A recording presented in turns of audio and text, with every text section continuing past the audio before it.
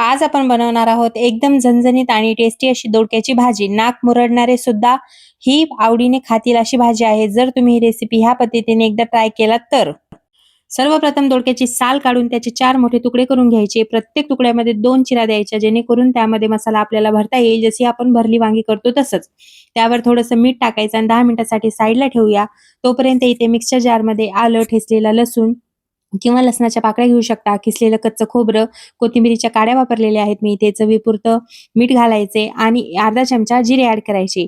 तर सुक्या मसाल्यामध्ये इथे मी चिकन मसाला, लाल तिखट आणि घरगुती मसाला देखील टाकलेला आहे. हे सगळं पाणी न घालता छान असं बारीक वाटून करून घ्यायचं.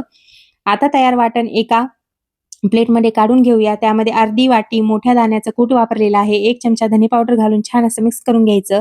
थोडंसं पाणी किंवा थोडं तेल घालून ओलसर मसाला तयार करायचा. यानेच भाजीला मस्त अशी टेस्ट येणार आहे. दाण्याचं कूट हे मोठं नक्की वापरा. आता आपण जे मसाला तयार केलेला आहे तो दोडक्यामध्ये छान असा दाबून दाबून भरून घ्यायचा, जसं आपण भरली वांगी करतो तसंच.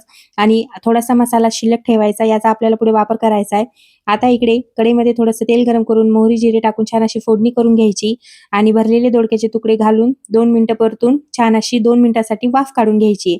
उरलेला मसाला वाफ काढल्यानंतर ऍड करायचा आणि तो छान असा शिजून घ्यायचा. यासाठी मी इथे थोडंसं पाणी टाकलेलं आहे आणि 2 मिनिटं शिजून घेणार आहे. म्हणजे छान असं तेल सुटले पाहिजे याला. तेल सुटल्यानंतरच भाजीला छान अशी टेस्ट येते.